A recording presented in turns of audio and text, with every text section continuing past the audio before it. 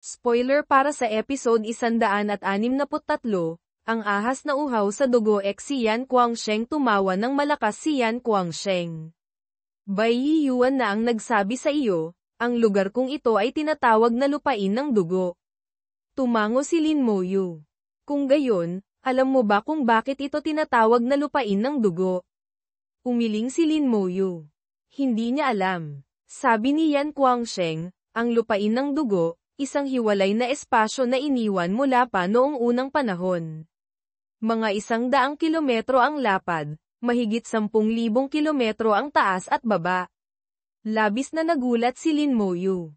Akala niya ay napakaliit lamang nitong hiwalay na espasyo, ngunit umaabot pala ito ng 10,000 kilometro pataas at pababa. Lumalabas na ang espasyong ito ay hugis silindro. Tumingala si Yan Guangsheng sa langit. Sa itaas o sa ibaba, mga 10,000 kilometro ang layo, may isang mabangis na hayop na tinatawag na ahas na uhaw sa dugo. Ang kinakain mo ngayon ay karne mismo nito.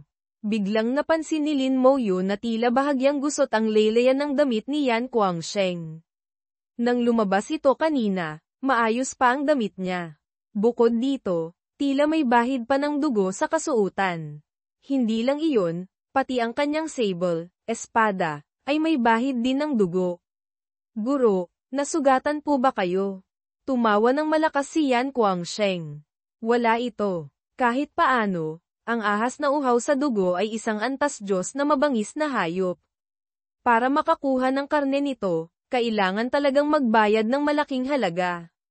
Nang marinig ito ni Lin Moyu, nakaramdam siya ng kaunting pagkaantig. Ang lahat ng salitang sinabi ni Yan Guangsheng sa kanya ay hindi aabot sa 10 pangungusap, ngunit dahil sa kanya, nakipaglaban ito sa isang antas Diyos na hayop. Iwinagayway ni Yan Guangsheng ang kamay. Nandito na ako ng ilang dekada, hindi ko na mabilang kung ilang beses ko nang nakalaban ang mga yon. Sanay na ako. Sa mga oras na ito, naubos na ni Lin Moyu ang karne ng halimaw. Ngumiti si Yan Guangsheng. Tapos ka na kumain. Maghanda ka ng mag-enjoy. Mag-enjoy. Bahagyang natigilan si Lin Moyu. Makalipas ang 1 segundo, isang malakas na puwersa ang sumabog sa loob ng kanyang katawan. Agad na sumunod ang matinding sakit. Napaungol si Lin Moyu, nanginginig ang buong katawan. Masakit. Sobrang sakit. Ang buo niyang katawan ay tila tinutusok ng libu-libong karayom. Sariwang dugo ang damaloy mula sa buong katawan niya. Sa isang iglap, si Lin Moyu ay naging isang taong dugo. Hindi makapaglabas ng kahit anong tunog si Lin Moyu. Dahil sa sakit, hindi mapigilan ang panginginig ng kanyang katawan. Ang kanyang maamong mukha ay naging pilipit. Nagngalit siya ng ngipin at nagtanong, "Guro, bakit po ganito?" Sabi ni Yan Guangsheng, "Nakagamit ka na ng milagrosong gamot dati, tama?" Ang milagrosong gamot ay gawa mula sa esensya ng dugo't laman ng ahas na uhaw sa dugo. Pero kapag ginawa ng gamot, malaki ang nababawas sa bisa nito. Para makuha ang pinakamagandang epekto, kailangang kainin ito ng hilaw. Bago ang pangalawang pagpapalit trabaho, pwedeng kumain ng 1 beses. Pagkatapos ng pangalawang pagpapalit trabaho, pwede ulit kumain ng 1 pa. Pagkatapos ng ikatlong pagpapalit trabaho, pwede pa ulit kumain. Sunod-sunod na pagtaas ng bisa, sa ganitong paraan lamang mapapalabas ang katangian hanggang sa sukdulen. Pagkatapos, nagpakita siya ng mapanghamak na tingin. Kung hindi mo kayang magtiis ng hirap, paano ka magkakaroon ng karapatang maging isang malakas na nilalang? Ang pangunahing milagrosong gamot ay nagdaragdag lang ng 200 puntos sa katangian, walang kwenta yun. Bilang lalaki, kailangang magtiis ng hirap para makakuha ng benepisyo. Ang kinain mo ay mula sa pinakamataas na uri ng ahas na uhaw sa dugo, hindi ito may kukumpara sa ordinaryong milagrosong gamot. Ganoon pala, natuklasan ni Lin Moyu na mabilis na tumataas ang kanyang mga katangian. Ang pangunahing milagrosong gamot ay walang sakit, at nagdaragdag ng 200 sa lahat ng katangian. Ngunit ngayon, sa direktang pagkain ng hilaw na karne ng ahas na uhaw sa dugo, bagamat masakit, ang lahat ng katangian ay tumaas ng hindi bababa sa 2,000. 10 ang epekto kumpara sa pangunahing milagrosong gamot. Katumbas ito ng epekto ng panggitnang milagrosong gamot. Kaunting sakit lang naman. Kung papipiliin si Lin Moyu, tiyak na pipiliin pa rin niya ang kaunting sakit. Bilang lalaki, bakit matatakot sa sakit? Nang makita ni Yan Guangsheng si Lin Moyu na nagngangalit ng ngipin at nagtitiis ng hindi umiimik, lalo siyang nasiyahan. Malapit ka na sa pangalawang pagpapalit trabaho. Sa oras na iyon, tiyak na magkakaroon ng pagbabago, isang pagtaas ng antas ng trabaho, tama. Alam mo ba kung ano ang pinagmulan ng pagtaas ng antas ng trabaho? Ang pagtaas ng antas ng trabaho ay nangangailangan ng ilang bagay. Una ay swerte. Kung malas ka, kahit 99% pa ang tsansa, masasayang lang ang oras. Pangalawa ay ang mga katangian. Kailangang malampasan ng mga katangian ang pinakamataas na limitasyon. Ang pinakasimpleng paraan para malampasan ito ay ang milagrosong gamot. Kaya, huwag mong maliitin ang 200 puntos na katangiang bigay ng milagrosong gamot. Sa paglampas lamang sa puntong iyon maaaring tumaas ang tsansa ng pagtaas ng antas ng trabaho. Maliban sa milagrosong gamot, marami pang ibang paraan para malampasan ang limitasyon ng katangian. Halimbawa, ang banal na lakas sa walang hanggang trial battlefield, ang mga kristal ng kaluluwa mula sa panig ng mga soul insect. Kapag mas marami kang nalampasang limitasyon sa katangian, mas mataas din ang tsansa ng pagtaas ng antas ng trabaho. Pangatlo ay ang iba't ibang bagay na nagpapataas ng tsansa para sa pagtaas ng antas ng trabaho. Halimbawa, ang asensya ng Demon King mula sa Nirvana Battlefield ay isang magandang bagay. Bukod pa riyan, may mga porma sayon para sa pagpapalit trabaho, at iba pang mga bagay na nagpapaganda lang ng sitwasyon, na maaaring lalo pang magpataas ng tsansa. Napakadetalye ng paliwanag ni Yan Guangsheng, walang tigil sa pagsasalita. Namuhay siyang mag-isa rito ng ilang dekada, karaniwan ay wala siyang makausap. Nang magsimula siyang magsalita, hindi na mapigilan. Nakikinig ng mabuti si Lin Moyu. Nagsalita na rin si Bai Yiyuan noon tungkol sa pagtaas ng antas ng trabaho, ngunit dahil sa pabaya nitong ugali, hindi ito naging masyadong detalyado. Ngayon, matapos makinig, nagulat si Lin Moyu.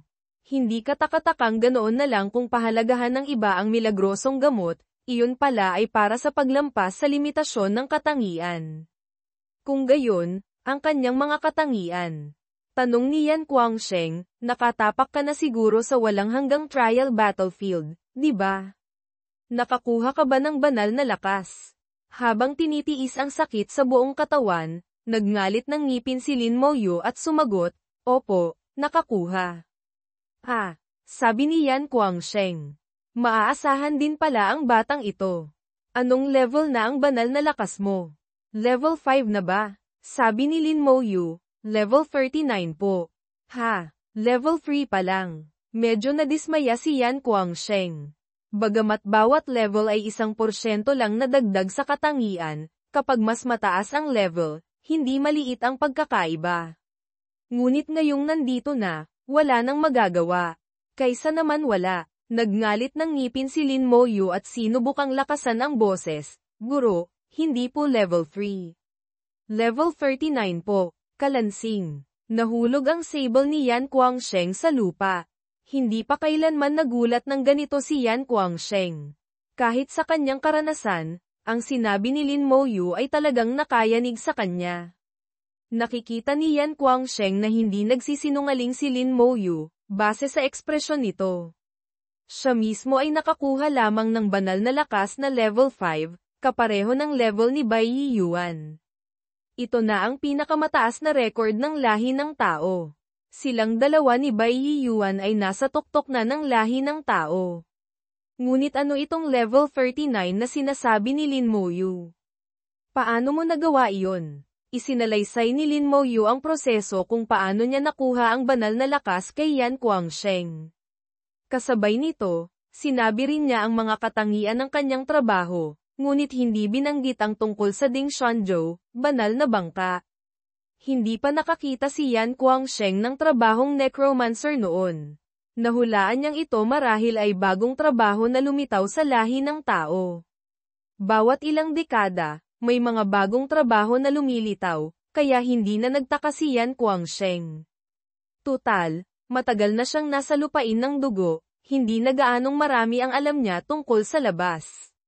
Ngayong narinig niya ang sinabi ni Lin Moyu tungkol sa katangian ng kanyang trabaho, matapos magulat, hindi niya maiwasang magpakita ng bahid ng paghanga. Ang mga skill ni Lin Moyu ay automatikong tumataas ang antas kasabay ng pagtaas ng kanyang level. Ang tanging kailangan ay ang mga skill na pinapraktis niya ay kapantay ng kanyang kasalukuyang antas. Sa mababang antas, hindi ito mahirap gawin. Sa ugali ni Yan Guangsheng, hindi niya maiwasang handgun si Lin Moyu. Ang katangiang ito ng trabaho ay sobrang ganda. Naalala niya ang sariling proseso ng pagpapraktis ng mga skill, ang pagkakaiba talaga ng tao sa tao ay napakalaki. Tinitigan ni Yan Guangsheng si Lin Moyu. Ang ibig mong sabihin, pagdating mo sa dulo ng Divine Spring Secret Realm, sumabog agad ito. Tumango si Lin Moyu. Opo, napaisip si Yan Guangsheng. Kung gayon, malaki ang posibilidad na sa hinaharap, mawawala na ang Divine Spring Secret Realm. Kanino mo pa ito nasabi? Sabi ni Lin Moyu, alam na po ni Guro Bai at Senior Meng. At kayo po, tumango-tango si Yan Guangsheng. Kung alam ni Meng Anwen, hayaan na nating siya ang umasikaso. Hindi na natin kailangang pakialaman. Nag-isip sandali si Yan Guangsheng at nagpatuloy, kung ganoon kataas ang antas ng iyong banal na lakas, kailangang baguhin ang ilang plano. Tanungin kita, takot ka bang mamatay? Mabilis na sumagot si Lin Moyu, hindi ko po alam. Sino ba ang hindi patunay na nakaranas ng kamatayan ang maglalakas loob sabihing hindi siya takot mamatay? Kahit si Lin Moyu ay hindi maglalakas loob. Nasiyahan si Yan Guangsheng sa sagot ni Lin Moyu. Iyan ang totoong sagot. Malaki ang pagkakaiba ng buhay at kamatayan. Lahat ng nagsasabing hindi sila takot ay nagsisinungaling. Kung gayon, tatanungin kita ulit. Kung nasa harap mo ang pagkakataong maging isang dalubhasa na mas mataas pa sa antas Diyos, pero kasama nito ang 50% tsansang mamatay, matatakot ka pa rin ba? Isang dalubhasa na mas mataas pa sa antas Diyos. Hindi napigilan ni Lin Moyu na lumunok. Naging determinado ang kanyang mga mata. Takot pa rin po, gayunpaman, susugal ako. Kung mabaygo ako, mahinahon kong tatanggapin ang kamatayan. Tinanong ulit ni Yan Guangsheng, kung kailangan mong harapin ang dalawang ganyang pagpili sa pagitan ng buhay at kamatayan. Sabi ni Lin Moyu sa mababang boses, paninindigan ko pa rin po ang aking pinili. Takot mamatay, ngunit hindi rin takot mamatay. Bagamat sa ngayon ay hindi pa naiintindihan ni Lin Moyu kung ano ang isang dalubhasa na mas mataas sa antas Diyos, ni hindi niya nga alam kung gaano kalakas ang isang antas Diyos na dalubhasa, ngunit ang kanyang determinasyong lumakas ay hindi magbabago. Biglang tumawa ng malakas si Yan Guangsheng. Tama.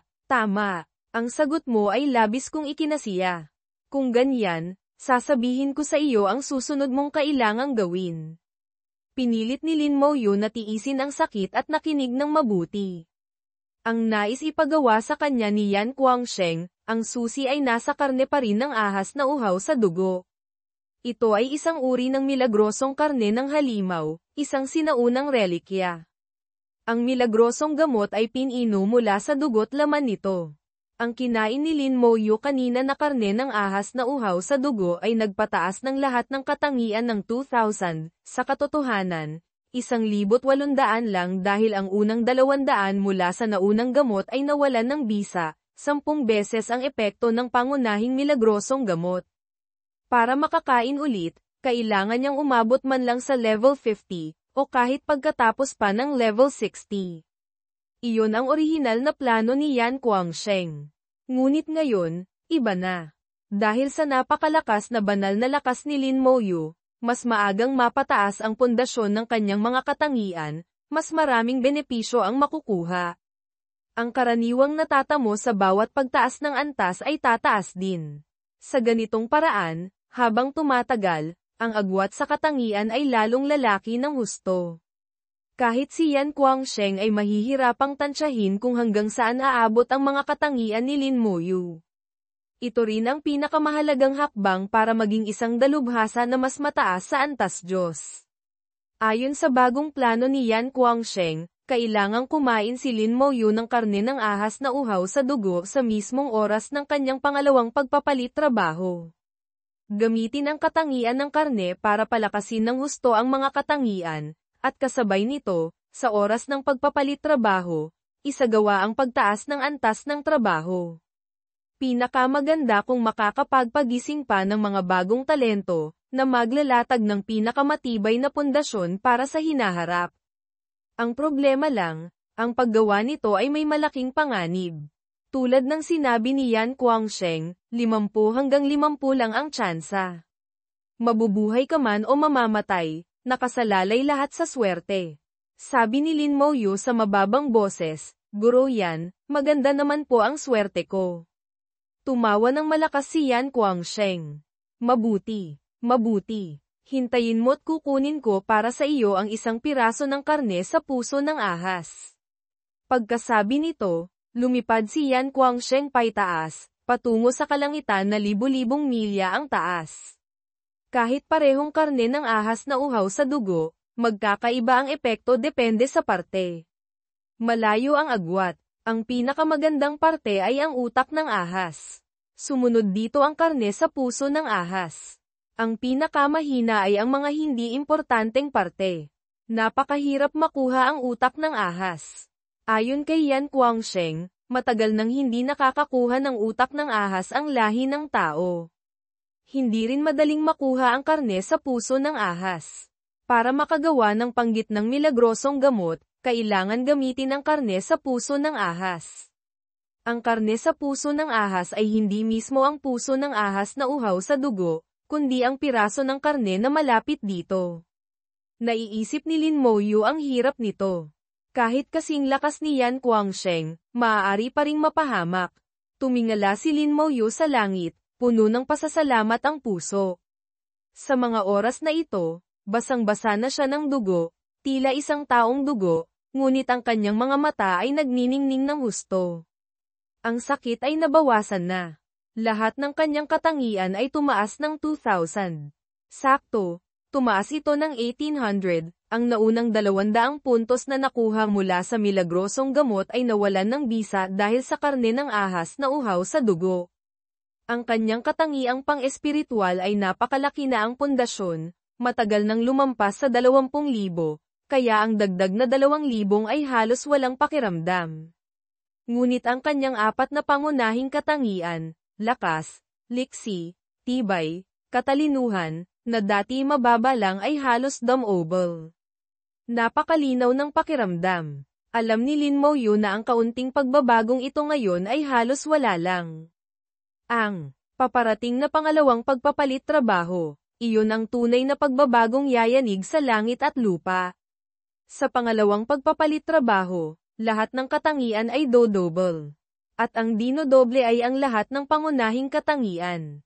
Ngayon, ayon sa sinabi ni Guro, kailangan kong kumain ng karne ng ahas na uhaw sa dugo sa simula pa lang para mapalakas ng husto ang mga pangunahing katangian. Sa gayon, pagkatapos kong magpalit trabaho, ang mga pangunahing katangian ko ay tiyak na malalampasan ang ibang mga propesyonal. Hindi ko alam kung gaano kalaki ang itataas. May kaunting pananabik sa puso ni Lin Moyu. Makalipas ang 7 araw, bumalik si Yan Guangsheng sa silid. Ang buong katawan niya ay puno ng dugo. May mga sugat pa sa katawan niya na hindi pa gumagaling. Ang kakayahan sa pagpapagaling ng isang antas Diyos na dalubhasa ay nakakagulat, maihahambing sa isang world boss. Anumang ordinaryong sugat ay dapat gumaling sa isang iglap. Ngunit ngayon, ang mga sugat ni Yan Guangsheng ay napakabagal gumaling, at may sariwang dugo pa na patuloy na dumadaloy mula sa bibig ng sugat. Ang sariwang dugo ng isang antas Diyos na dalubhasa ay may dalang bahagyang gintong kinang, iba sa ordinaryong tao. Tumawa si Yan Guangsheng. Huwag mong intindihin, kaunting gallows lang. Medyo mayabang lang ang mga batang yun, ayaw magbigay. Napilitan lang si Lolo na kunin ng puwersahan. Pagkasabi nito, naglabas si Yan Guangsheng ng isang aktibadong lilang anteng-anteng na pangprotekta sa buhay. Isang mariingal na lilang liwanag ang bumalat sa kanya, at mabilis na gumaling ang mga sugat. Ito ang liwanag ng isang antas Diyos na panggamot na sining, napakalakas ng epekto. Sa isang iglap, nagsara na ang mga sugat ni Yan Guangsheng. Iniabot niya ang isang magandang kahon kay Lin Moyu. Nasa loob niya ng karne sa puso ng ahas. Tandaan mo, sa panahon ng iyong pangalawang pagpapalit trabaho, kainin mo ito. Baka hindi maging masyadong komportable ang proseso. I enjoy mo. Commendat si Yan Guangsheng, mukhang nag-aabang ng magandang panoorin.